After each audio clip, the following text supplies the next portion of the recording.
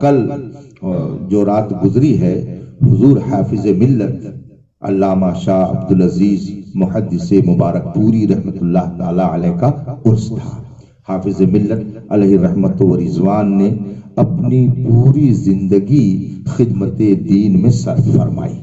آپ نے بھوجپور مراد آباد کی سرزمین پر اس دنیا فانی میں قدم رکھا، وہاں آپ کی ولادت ہوئی، اور اس کے بعد آپ نے جامعہ نعیمیہ مراد آباد جو بہت بڑا ادارہ ہے، صدر الافاضل علامہ سید نعیم الدین مراد آبادی رحمت اللہ تعالی علیہ کا، وہاں آپ نے تعلیم لی، اور اس کے بعد پھر اجمیر معلیٰ سرکار خواجہ غریب نواز رضی اللہ تعالی عنہ کے آستانے پر ایک ادارہ ہے جس کا نام دارالعلوم معینیہ، اس دارالعلوم معینیہ عثمانیہ میں آپ نے تعلیم حاصل کی۔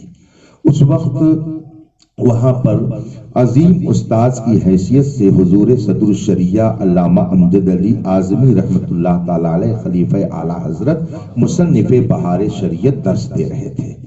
صدر الشریعہ رحمت اللہ علیہ اجمیر شریف میں دارالعلوم معینیہ میں مدرس اور استاذ تھے، اور آپ کے بے شمار تلامذہ وہاں پر درس لیتے تھے۔ حضور حافظ ملت رحمت اللہ تعالی علیہ کے کلاس فیلو جو لوگ ہیں، ان میں ہر ایک اپنی جگہ پر علم و فضل کے آفتاب و ماہتاب کی حیثیت سے جانے جاتے ہیں۔ آپ کے ساتھیوں میں حافظ ملت کے حضور مجاہد ملت رئیس اڑیسہ علامہ حبیب الرحمان رحمت اللہ تعالی علیہ ہیں، یہ آپ کے ہم سبق ساتھی ہیں۔ دوسرے ساتھی مناظر اعظم حضرت علامہ مفتی رفاقت حسین کانپوری رحمت اللہ تعالی علیہ ہیں۔ تیسرے آپ کے ساتھی صدر العلماء علامہ سید غلام جیلانی میرٹھی رحمت اللہ تعالی علیہ ہیں۔ آپ کے چوتھے ساتھی حضرت علامہ مولانا مفتی شمس الدین جعفری رضی اللہ تعالی عنہ مصنف قانون شریعت ہیں۔ اس طرح سے کئی ایک ایسے علماء ہیں جو حافظ ملت کے ہم سبق، اور یہ سب صدر الشریعہ کے شاگردوں میں ہیں۔ یہ علم و فضل کے ایسے آفتاب و ماہتاب ہیں کہ جدھر یہ گئے انہوں نے اس علاقے کو نور عطا فرمایا۔ حضور حافظ ملت کے ساتھیوں میں ایک بہت بڑی شخصیت حضرت علامہ سردار احمد محدث اعظم پاکستان کی ہے۔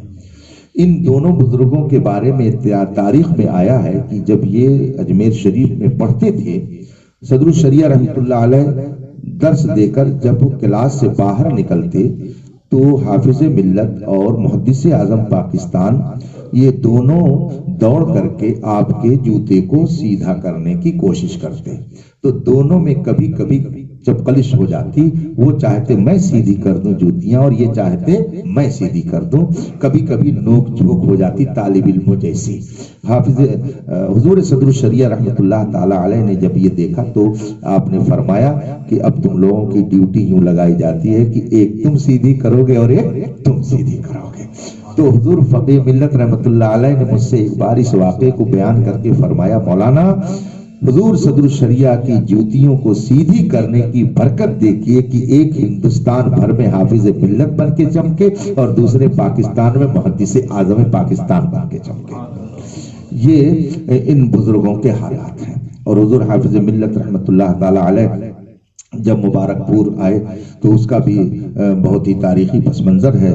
حضور صدر الشریعہ رحمت اللہ تعالی علیہ نے خط بھیجا اور فرمایا کہ میں اپنے ضلع سے باہر رہا، میرا ضلع خراب ہو گیا، بدعقیدہ ہو گئے، میں اپنے ضلع کی طرف توجہ نہیں کر سکا باہر رہتے ہوئے، تو اب تم جاؤ اور اس علاقے کو سنبھالو۔ چنانچہ حضور حافظ ملت رحمت اللہ تعالی علیہ مبارک پور تشریف فرما ہوئے، اور اس کے بعد میں مصباح العلوم جو اس ادارہ کا پرانا نام ہے، جو قصبے میں مدرسہ تھا، آپ نے وہاں پہ تعلیم دینی شروع فرمائی، اور جلیل القدر علماء اور اساتذہ کو انہوں نے اکٹھا کیا، اور جس کا نتیجہ یہ ہوا کہ بڑے بڑے علماء وہاں سے پیدا ہوئے۔ حضرت علامہ ارشد القادری صاحب علیہ رحمت و رضوان حافظ ملت ہی کے شاگرد ہیں۔ حضور شاہد ملت علیہ رحمت و رضوان حافظ ملت ہی کے شاگرد ہیں۔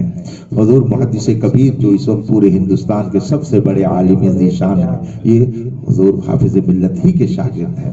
امام العلماء حضرت مفتی شبیر حسن صاحب ہمارے استاذ گرامی، وہ حضور حافظ ملت ہی کے شاگرد۔ اس طریقے سے بے شمار تلامذہ انہوں نے پیدا کیے۔ اسی لیے شاعر نے کہا ہے، جس نے پیدا کیے کتنے لالو گوہر، حافظ دین و ملت پہ لاکھوں سلام۔ ان کی خدمات بے شمار ہیں اور انہوں نے اپنی پوری زندگی اسلام و سنیت میں کی خدمت میں صرف فرمائی۔ مسلک کے سلسلے میں ان کا تسلب اتنا سخت تھا، دین کے معاملے میں اس قدر وہ متسلب تھے کہ کبھی بھی ایک قدم شریعت سے اور مسلک سے ہٹنا انہوں نے گوارا نہیں کیا۔ ایک وقت ایسا بھی آیا کہ ادارے کے ایک بہت قابل استاذ، ان کے شاگرد، حافظ ملت کے شاگرد اور اس ادارے کے قابل استاذ، وہ قصبہ مبارک پور ہی کے رہنے والے تھے، ان کا نام ہے ظفر ادیبی۔ انہوں نے اعلیٰ حضرت کے فتاوی حسام الحرمین پر دستخط کرنے سے انکار کر دیا، چونکہ مبارک پور کے باعلاج الجامعۃ الاشرفیہ کے باعلاج میں ہے کہ اس ادارے کا دینی مشن کیا ہے، یہاں کے اساتذہ، یہاں کے طلباء اور اراکین کا مسلک اعلیٰ حضرت پر ہونا ضروری ہے۔ تو اب وہاں جو مولانا ظفر ادیبی تھے، انہوں نے کہا کہ حسام الحرمین کوئی قرآن تھوڑی ہے کہ اس کے ہر حرف کی ہم تصدیق کریں، ہم نہیں مانیں گے، ہم تصدیق نہیں کریں گے۔ بڑے بڑے علماء اکٹھا ہوئے اور پھر میٹنگ ہوئی اور ان سے کہا گیا کہ آپ اس پہ دستخط کیجئے۔ انہوں نے کہا میں نہیں کروں گا۔ نتیجہ یہ ہوا کہ کشیدگی پھیل گئی مبارک پور میں بہت زیادہ علمی اعتبار سے۔ حافظ ملت نے میٹنگ لی، اگرچہ ان کا اثر و رسوخ قصبے کی وجہ سے زیادہ تھا اور حافظ ملت کے شاگرد تھے اور ذی صلاحیت عالم تھے، مگر حافظ ملت نے فرمایا کہ جو مسلک اعلیٰ حضرت پر نہیں ہوگا وہ ہمارے ادارے کا استاذ نہیں ہو سکتا ہے۔ چنانچہ فوراً ان کو نوٹس دے دی گئی کہ آپ ہمارے ادارے میں نہیں پڑھا سکتے ہیں۔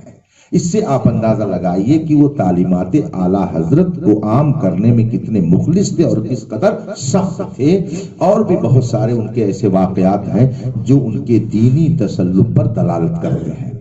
اور قوم کا درد تو ان کے اندر اور قوم کی حوصلہ افزائی تو ایسی تھی کہ بہت کم لوگوں میں وہ چیز ملتی ہے۔ ابھی 3-4 سال پہلے کچھ معاملات تھے تو میں نے حضور محدث کبیر علامہ ضیاء المصطفیٰ صاحب قبلہ دامت برکاتہ العالیہ سے عرض کیا، حضور ایسا ایسا ہوتا ہے۔ وہ بات یہ تھی کہ میں جمعرات جمعہ کو گھر جاتا ہوں، آپ لوگ بھی جانتے ہیں، تو اس قدر لوگ بھیڑ لگا لیتے کہ جس کی وجہ سے خود بھی آرام کرنا مشکل ہوتا۔ یہی سب باتیں تھی جو میں ذکر کر رہا تھا حضور ایسا۔ تو حضور محدث کبیر نے فرمایا، اوہو آپ اس قدر اتنے ہی دن میں جو ہے وہ عاجز ہو گئے۔ پھر فرمایا کہ حافظ ملت کا واقعہ مجھ سے سنیے۔ فرماتے ہیں کہ حضرت کے وصال سے کل غالباً 1 یا 1.5 مہینہ پہلے کی بات ہے، حضرت کی طبیعت علیل چل رہی تھی اور یہ مبارک پور کا واقعہ ہے۔ فرماتے ہیں اس وقت لائٹ تو تھی نہیں، لالٹین وغیرہ سے کام چلتا تھا۔ تو حضرت آرام فرما رہے تھے اور رات میں 1 بجے کے قریب ایک صاحب آئے نوادہ مبارک پور سے اور کہنے لگے، حافظ جی ہمارے فلاں کا انتقال ہو گیا ہے، نماز جنازہ پڑھانی ہے۔ رات میں 1 بجے کے قریب آئے کہ نماز جنازہ پڑھانی ہے۔ تو حافظ ملت نہ برہم ہوئے نہ کچھ، آپ نے ان پر اظہار خفگی فرمایا کہ ٹھیک ہے چلیے میں آتا ہوں۔ اور رات میں لالٹین جلوائی، ہلکی ہلکی بارش ہو رہی تھی، ٹھنڈک کا موسم تھا اور نوادہ اشرفیہ جو مصباح العلوم پرانا ادارہ ہے وہاں سے جہاں جانا تھا نماز جنازہ کے لیے تقریباً 1.5 کلومیٹر دور وہ جگہ تھی۔ اپنے خادم، ان کا حضرت نے نام بھی بتایا تھا، ان کو جگایا اور لالٹین وہ آگے لے کر کے اور حافظ ملت کے ساتھ چلے۔ پھر فرماتے ہیں کہ پیدل وہاں گئے، رات میں نماز جنازہ پڑھائی اور پھر واپس آئے۔ وہاں سے جب واپس ہوئے تو تہجد کی نماز پڑھی، اس کے بعد میں وظیفے میں رہے۔ فجر کی نماز کا وقت ہو گیا، نماز پڑھی، اس کے بعد میں اپنے کاموں میں مصروف ہو گئے اور پھر پڑھانے چلے گئے۔ یہ حافظ ملت کی زندگی تھی۔ قوم کے دل رکھنے کے لیے اپنے آپ کو کبھی انہوں نے ترجیح نہیں دی، بلکہ قوم کی خدمت کا ان کے اندر جو اللہ نے جذبہ رکھا تھا وہ بہت کم لوگوں میں ہوتا ہے۔ اسی دوران حضرت نے فرمایا کہ اور میں نے حضور حافظ ملت سے ایک بار عرض کیا کہ حضور اور طبیعت آپ کی خراب چل رہی ہے، لوگ آتے ہیں تو تھوڑا سا یہیں سے دعا وغیرہ کر دیا کیجئے، تو فرمایا نہیں۔ اسی درمیان فرماتے ہیں کہ ایک صاحب آئے اور کہا کہ حافظ جی ہماری بنیاد رکھیں گے، بنیاد رکھنی ہے۔ حافظ ملت نے فرمایا ٹھیک ہے چلیے بنیاد رکھنے چلتے ہیں۔ تو فرماتے ہیں کہ بنیاد وہ اتنی گہری کھودے ہوئے تھے کہ آدھا قد کے برابر اس کے اندر داخل ہونا تھا، اور کہا حافظ ملت سے کہ چلیے اندر وہی بیٹھ کر کے بنیاد رکھیے۔ حافظ ملت کی طبیعت علیل تھی، مگر اسی حالت میں آپ اندر اترے، بنیاد رکھی، دعا فرمائی، پھر واپس ہوئے۔ تو دلوں کو جیتنا یہ سب کے بس کی بات نہیں ہے۔ حافظ ملت نے لوگوں کا دل جیتا تھا اپنے کارنامے سے، اور یہ رسول پاک کا اخلاق ہے، یہی سیرت پاک ہے رسول کریم صلی اللہ علیہ وسلم کی۔ حضور کی بارگاہ میں ایک دیہاتی آئے اور انہوں نے لا کر کے انگور کا خوشہ پیش کر دیا اور فرمایا کہ یہ سرکار عرض کی یا رسول اللہ یہ انگور حاضر ہے، تناول فرما لے۔ میں نے اپنے باغ سے پہلا پھل توڑ کر کے لا کے دیا۔ سرکار نے ارشاد فرمایا ٹھیک ہے، اب اس میں سے ایک کھا لیا آپ نے، تناول فرمایا تو دوسرا بھی اٹھا لیا۔ اب وہ بدو دیہاتی خوش ہو گئے کہ رسول پاک نے میرے انگور کو قبول کر لیا، پھر تیسرے بھی، چوتھا، جو انگور تھا سرکار نے سب کھا لیا۔ جب وہ چلے گئے مل کر کے تو صحابہ جو رسول پاک کے پاس بیٹھے تھے ان سے نہیں رہا گیا، عرض کرتے ہیں یا رسول اللہ آج تو معاملہ کچھ الگ ہی ہو گیا، ہم لوگ امید میں تھے کہ کچھ ملے گا۔ اور سرکار پاک صلی اللہ علیہ وسلم کی ہمیشہ عادت کریمہ تھی کہ صحابہ کو تبرک عطا فرماتے تھے، مگر کسی کو نہیں دیا، سب کھا گئے۔ رسول پاک صلی اللہ علیہ وسلم نے تناول فرما لیا تو صحابہ نے عرض کیا رسول اللہ آج تو ہم برکت سے محروم رہ گئے۔ میرے آقا صلی اللہ علیہ وسلم نے ارشاد فرمایا کہ بات یہ ہے کہ میں نے جب انگور ایک اس میں سے کھایا تو مجھے کچھ کھٹا لگا، اس میں کچھ کھٹاس تھی، تو میں نے اس کو کھایا۔ اب سوچا کہ اگر آپ لوگوں میں سے کسی کو دوں گا تو کہیں ایسا نہ ہو کہ وہ یہ کہہ دے کہ انگور کھٹا ہے، تو یہ آدمی جو مجھے دے کر کے خوش ہو رہا ہے اس کے دل کو تکلیف ہو جائے گی، اس لیے میں نے سب کھا لیا کہ میری بارگاہ میں آنے والا یہاں سے رنجیدہ ہو کر کے نہ جائے، خوش ہو کر کے جائے۔ تو دلوں کو خوش کرنا اور دلوں کو اپنے قبضے میں کر لینا یہ رسول پاک صلی اللہ علیہ وسلم کے اخلاق کریمانہ سے تھے۔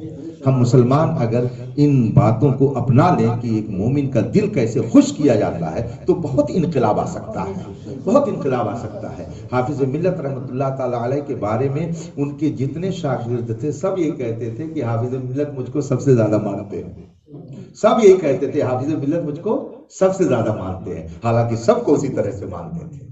یہ جھلک میں نے استاد گرامی مفتی شبیر حسن صاحب علیہ رحمہ میں دیکھی، چونکہ مولانا غلام نبی صاحب بھی شاگرد کہتے حضرت ہم کو بہت مانتے تھے، اور میں بھی کہتا ہوں حضرت مجھ کو بہت مانتے تھے۔ تو حضرت کے عموماً شاگردوں کا حال یہ ہوتا کہ جو حضرت سے قریب رہتے تھے حضرت سب پر ایسے ہی نوازش فرماتے تھے، تو حافظ ملت کے اس کردار کی جھلک ان کے تلامذہ میں نظر آتی ہے۔ یہ حافظ ملت رحمۃ اللہ تعالی علیہ کی زندگی تھی کہ انہوں نے اسلام و سنیت کی جو خدمت کی ہے اس کو صبح قیامت تک بھلایا نہیں جا سکتا ہے، اور اسی کی برکت ہے کہ وہ تشریف فرما ہے مبارک پور میں، اور ان کا ذکر اس وقت بستی میں ہو رہا ہے۔ ظاہر سی بات ہے کہ جو دین کے لیے مرتا ہے وہ مرتا نہیں ہے بلکہ وہ ہمیشہ کے لیے زندہ ہو جاتا ہے۔